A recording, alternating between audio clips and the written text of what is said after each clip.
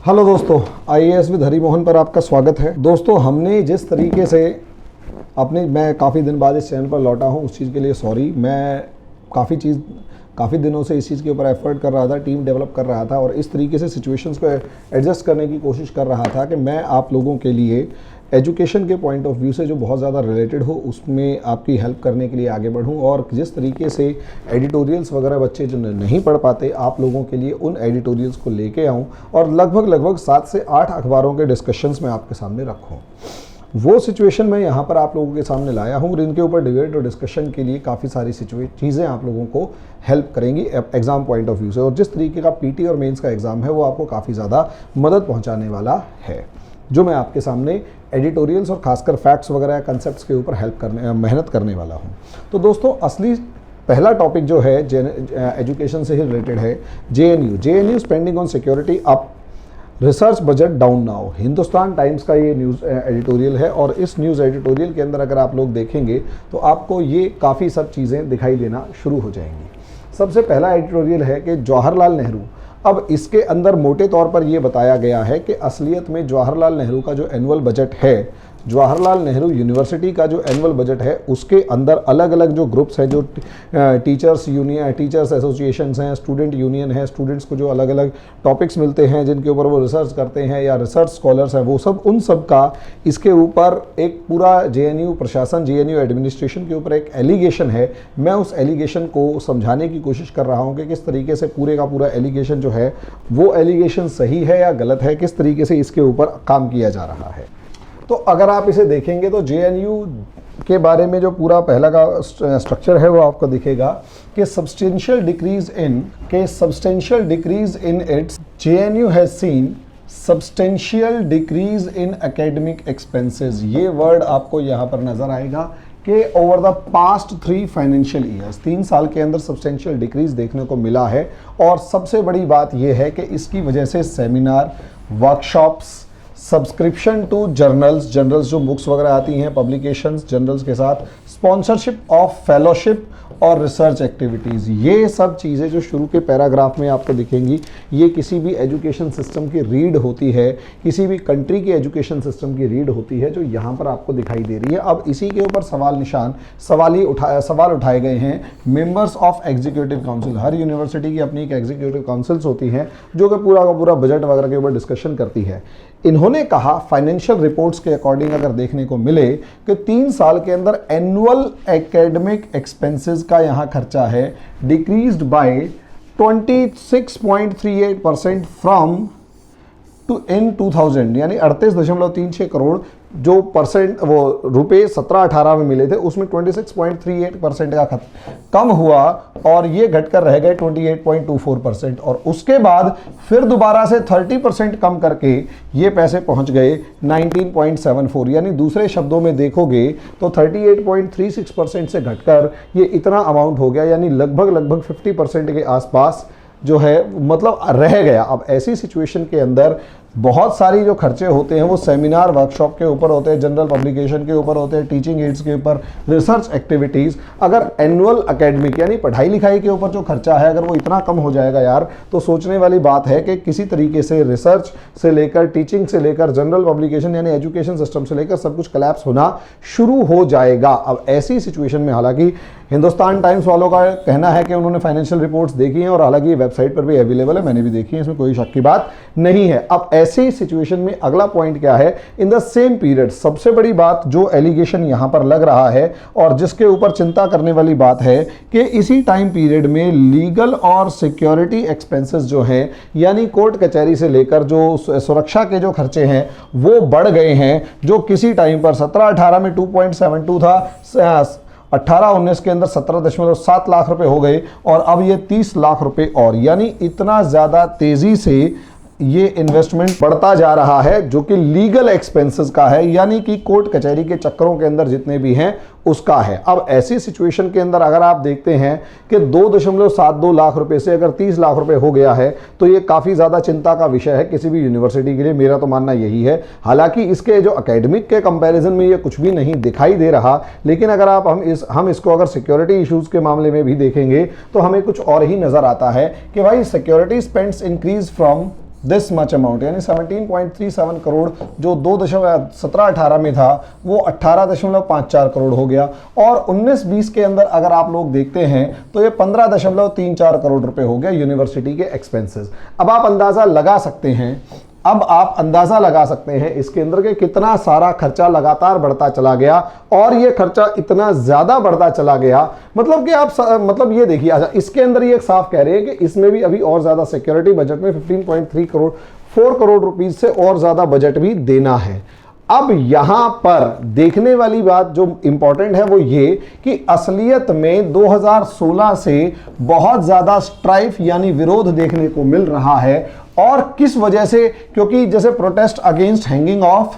2001 यानी अफजल गुरु की हैंगिंग के अगेंस्ट प्रोटेस्ट हुआ था, और 2019 का जो प्रोटेस्ट था वो न्यू फीस स्ट्रक्चर के अकॉर्डिंग हुआ था। 2019 में फीस का प्रोटेस्ट हुआ था जिसके अंदर 11 रुपए की थाली मतलब 300 रुपए फीस हो गई थी या 400 रुपए फीस हो गई थी। ऐसी सिचुएशन में प्रोटेस्ट बढ़ रहे हैं तो यूनिवर्सिटी प्रशासन कह रहा है कि भाई इतने सारे पैसे जो लग रहे हैं वो असलियत में क्या, कि ये ईसी मेंबर कह रहा है कि उसने जो नाम ना लेने के लिए कहा कि reduction in academic expenses has become consistently questioned by some, मतलब हर कोई ना कोई क्वेश्चन उठा रहा है लगातार कि भाई ये जो खर्चा शिक्षा के ऊपर कम कर रहे हो और ये सिक्योरिटी और लीगल एड पे बढ़ा रहे हो जो कि गलत है। अब ऐसी ही सिचुएशन के अंदर सवाल ये है कि अब ये जो लीगल और सिक्योरिटी एक्सपेंसेस है इसमें ड्रास्टिक इंक्रीज क्यों हुआ? अब यहां पर सबसे बड़ी प्रॉब्लम समझिए कि एक तरफ ये लोग कह रहे हैं कि हमारे को सेमिनार्स नहीं हो रही, वर्कशॉप फॉर स्टूडेंट्स नहीं हो रही, और पैसे नहीं है तो इसके लिए वजह सेमिनार और वर्कशॉप नहीं होंगे तो स्टूडेंट्स को इस तरीके से स्टूडेंट्स को एजुकेशन और एकेडमिक लेवल पर प्रमोशन कैसे मिलेगा। ऐसी सिचुएशन में जो सेमिनार और वर्कशॉप पे खर्चा किया गया उसके अंदर अगर आप चेंज देखोगे तो 2019-20 में जो 45 लाख रुपए था वो असलियत में 18-19 में 1.5 करोड़ रुपए के आसपास था। यानी 18-19 में यानी एक साल पहले तक 1.5 करोड़ रुपए, और उसके बाद एकदम से घटाकर 19-20 में आप लोगों को इन स्टूडेंट्स को सिर्फ और सिर्फ 45 लाख रुपए दिए गए, जो कि काफी ज्यादा कम है। ऐसी सिचुएशन में अब सवाल यह है कि इसी तरीके से जो एक्सपेंसेस और जर्नल्स एंड पब्लिकेशन यानी जो इंटरनेशनल लेवल की और नेशनल लेवल की जो बुक्स हैं, जर्नल्स हैं और सब चीजें जब एक यूनिवर्सिटी उनको परचेज करती है उसमें भी कमी देखने को मिली है। पहले तो 33.8% यानी 4 करोड़ 18 लाख रुपए की किताबें जो आई वो 18-19 में 17-18 में जो 4 करोड़ 18 लाख रुपए की किताब थी वो घटकर 2 करोड़ 76 लाख रुपए की किताबें रह गई, और उसके बाद एकदम से वो खर्चा और कम किया गया और 58.37% खर्चा कम करके 1.15 करोड़। अब जैसे ही तो समस्या आ रही है कि 4.18 करोड़ रुपीस से डिक्रीज करके 1.15 करोड़ रुपीस अगर रह जाएगा तो यूनिवर्सिटी के जो एकेडमिशियंस हैं, जो यूनिवर्सिटी के स्टूडेंट्स हैं, वो स्कॉलर्स हैं, वो चीखेंगे ही चीखेंगे। अब यहां जो ये खर्चा कम हुआ वहां उसी के साथ अगर आप देखेंगे कि रिसर्च एक्टिविटीज, भाई जेएनयू में तो रिसर्च के ऊपर ही जाना जाता है ना, तो रिसर्च एक्टिविटीज जो हैं उनके ऊपर भी लगातार खर्चा कम हुआ, जिसके अंदर रिसर्च प्रोजेक्ट्स और टीचर्स के ट्रिप्स, भाई टीचर्स को भी तो दुनिया के या हिंदुस्तान के खासकर अलग अलग जगहों पे जाकर अपना काम करना होता है, रिसर्च करना होता है, इन सबको कट किया गया, उन सारे पैसों को कट किया गया, और उसके साथ साथ बाकी जो दूसरे रिसर्च ट्रिप्स हैं उनको खत्म किया गया। इंटरनेशनल और नेशनल सेमिनार्स में जाने से, टीचर्स को पैसे देने से मना कर दिया, और 98% की कमी आई, और 1.13 करोड़ रुपीस जो 2017-18 में थे वो मात्र 1,72,853 रुपए खर्च हुए 2018-19 में, यानी उनकी गर्दन दबा के रख दी कि कोई कहीं नहीं जाएगा। और टीचर्स का, यूनिवर्सिटी के स्टूडेंट्स का सेमिनार्स करना, रिसर्च एक्टिविटीज़ में भाग लेना, हाई लेवल इंस्टीट्यूशंस के अंदर मतलब सेमिनार्स अटेंड करने से लेकर सब चीज़ें दोस्तों पार्ट ऑफ हायर एजुकेशन हैं। ऐसी सिचुएशन में हालांकि अगले साल वो सिर्फ लगभग 2,40,000 रुपया 2,39,000 रुपये के आसपास कुछ अमाउंट रिलीज किया गया, जो 1 करोड़ रुपए से तो बहुत ही ज़्यादा कम है। ऐसी सिचुएशन में क्वेश्चन मार्क तो आएगा कि कहीं हमारी ये सरकार या जेएनयू प्रशासन एजुकेशन का, एकेडमिक्स का, रिसर्च का गला तो नहीं दबा रहा। हालांकि इसके ऊपर अभी बातचीत करना और काफ़ी ज़्यादा रिसर्च करना और डेप्थ में जाना काफ़ी ज़्यादा ज़रूरी है, लेकिन अभी अगर आप समझेंगे कि स्टूडेंट फेलोशिप या स्टाइफंड, बिल्कुल ये बहुत ज़्यादा इंपॉर्टेंट पार्ट है दोस्तों। जो हायर स्टडीज़ करते हैं उन बच्चों को अपना खर्चा चलाने और सब चीज़ों के लिए स्टूडेंट फेलोशिप या स्टाइफंड दिया जाता है। उसके अंदर भी 84% का डिक्रीज किया गया है और इसे 18.22 करोड़ रुपए से, यानी 18.22 करोड़ रुपए से 2.57 करोड़ रुपए तक ला दिया गया है। सोच कर देखिए। और 19-20 में तो ये और ज़्यादा कम करके 2.39 करोड़ रुपए का स्टाइफंड स्टूडेंट्स को मिल रहा था। भले ही आप लोग एलिगेशन लगा सकते हैं, या हो सकता है सरकार इस पे एलिगेशन लगाए कि ये जो स्टाइफंड था ये गलत स्टूडेंट्स को मिल रहा था, या ज़्यादा मिल रहा था, कम मिल रहा था, कुछ भी मिल रहा था, लेकिन असलियत में इतना ज़्यादा कि आपका 84% स्टूडेंट जो था वो गलत था, या 84% लोग जो थे वो गलत थे, ये भी सही बात नहीं है। ये भी सही बात नहीं है। अब ऐसे में जो रजिस्ट्रार प्रमोद कुमार हैं वो यूनिवर्सिटी के साथ साथ अपने साथ साथ यूनिवर्सिटी के पार्ट को भी रखने की कोशिश कर रहे हैं कि वो ये कह रहे हैं कि there are numerous sponsored fellowships in JNU,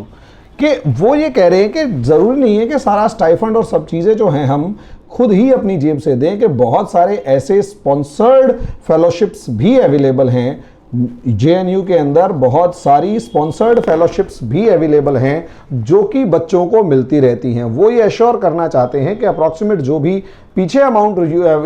के ऊपर एलिगेशन लगा है कि वो वेस्ट गया है या वो नहीं ले पा रहे हैं बच्चे, वो वाला जो अमाउंट है वो अभी भी मिल रहा है, इसमें कोई शक की बात नहीं है। दूसरे वे से मिल रहा है लेकिन मिल रहा है। अब वो यही कह रहे हैं कि यूजीसी नेट की जो फेलोशिप है उसके अलावा नॉन नेट फेलोशिप्स भी कॉन्टिन्यूसली मिलती हैं, और ये सारी फेलोशिप जो है वो स्टूडेंट को प्रोवाइड की जा रही हैं। यूनिवर्सिटी के जो रजिस्ट्रार प्रमोद कुमार हैं उनका पक्ष ये है। इसी तरीके से बहुत सारी रिपोर्ट्स ऐसी भी हैं कि बच्चों को परेशान करने या बच्चों को ध्यान में ना रखते हुए कैसे भी करते हुए बहुत सारी फेलोशिप पेमेंट्स जो हैं वो डिले हो गई हैं। और इसमें प्रेसिडेंट जो JNU student union president Aishe Ghosh जो हैं वो ये कहते हैं कि उनकी जो फेलोशिप है वो 1 साल से तो मिली ही नहीं है। इवन वो कहीं आपको दिखाई देगा कि वो even I my self have not receive my fellowship for past 1 year. इसी तरीके से अगर आप देखेंगे कि वर्क ट्रैवल टीचर्स वगैरह का भी रिड्यूस हुआ है। और ऐसे में अगर आप देखेंगे कि एडमिनिस्ट्रेशन कट लाइब्रेरी फंड्स,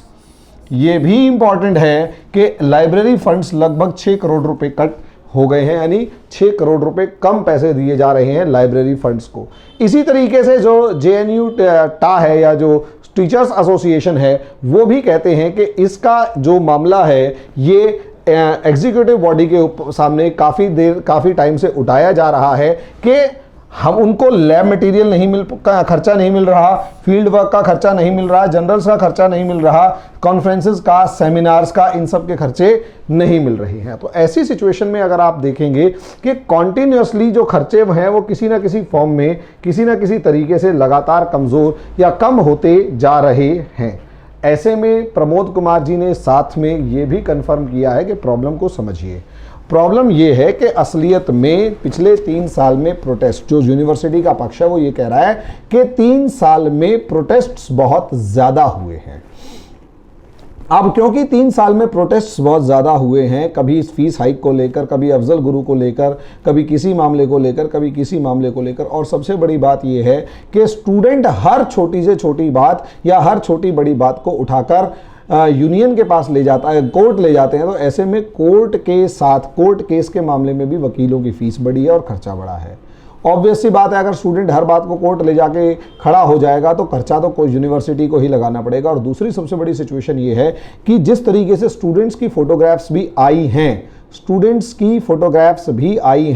कि स्टूडेंट्स जो हैं वो लगातार तोड़फोड़ कर रहे होते हैं, मारपीट कर रहे होते हैं, या यूनिवर्सिटी कई जगह तो आगजनी भी हुई है और एक जो लड़का था वो मारने के बाद गायब कर दिया गया। तो ऐसी सिचुएशन में सिक्योरिटी कंसर्न्स तो बड़े हैं, क्योंकि बहुत से गुंडा तत्व जो हैं, जेएनयू से अक्सर खबरें आती रही हैं कि एक स्टूडेंट को मार दिया गया, वो गायब हो गया। उसके बाद उमर खालिद से लेकर कन्हैया कुमार के टाइम पीरियड में भी अगर आप देखेंगे तो बहुत सारे प्रोटेस्ट लगातार होते रहे हैं, और आए दिन कभी किसी को स्टूडेंट को रोक लिया, कभी किसी टीचर को रोक लिया, स्टूडेंट्स में आए दिन मारपीट हुई है। तो सिक्योरिटी इशू एक कंसर्न है। लेकिन यहाँ अगर आप देखते हैं तो आपको 3 चीज़ें देखने को मिलेंगी। एक तरफ तो देखने को मिलेगा कि एजुकेशन लेवल जो है वो हमारा हैम्पर हो रहा है, क्योंकि अगर आप इस एजुकेशन लेवल को देखेंगे, यहाँ अगर आप देखेंगे तो राजनीति कहाँ शुरू होती है या किस तरीके से होती है उसे समझिए। एक तरफ होता है एजुकेशन, अगर आप इस एजुकेशन को देखते हैं तो जिसके अंदर आप रिसर्च एक्टिविटीज़ में इन्वॉल्व हैं। अब अगर आप रिसर्च एक्टिविटीज़ में इन्वॉल्व हैं तो वो बेनिफिशियल टू कंट्री है, कंट्री को हमेशा हाइक पर लेके जाएगा, बेनिफिट प्रोवाइड करेगा। लेकिन एजुकेशन के साथ साथ दूसरी तरफ अगर आप देखेंगे तो वहाँ पर जो पॉलिटिक्स चल रही है, और पॉलिटिक्स जो है वो पॉलिटिकल पार्टीज़, खासकर पॉलिटिकल पार्टीज़ जो हैं वो कहीं ना कहीं इसे प्लेटफॉर्म की तरह यूज़ कर रही हैं, यूजिंग इट एज प्लेटफॉर्म